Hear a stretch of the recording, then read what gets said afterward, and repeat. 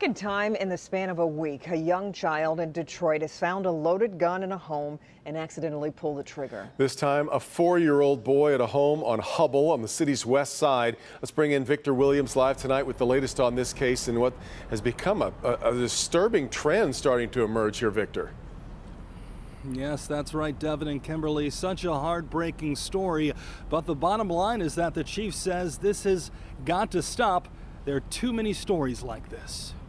Because we've seen tragedy after tragedy. There's too many stories like this. Chief James Craig weighing in on yet another child being shot in the city because of a lack of gun safety.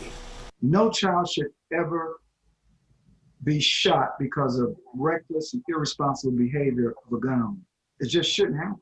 In the most recent situation, it was a 4-year-old who shot himself after finding a gun in his home on Hubble Avenue.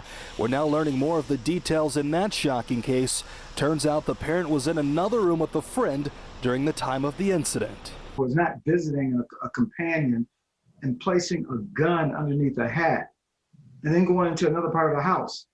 What do you think is going to happen when children are in a home? It's a sad and continuous trend, as just last week, an 18-month-old shot and killed his 5-year-old cousin in a home on Sturtevant Street. Another tragic situation where another gun owner falls asleep with a gun and a toddler gains access. How does that happen? It's called being irresponsible. But what can be done to prevent this from happening again? The chief says it's easy. It's just like if you're a gun owner and you invite guests to your home and there's children or adults that you may not want to have access, you need to secure your weapons. That's the bottom line.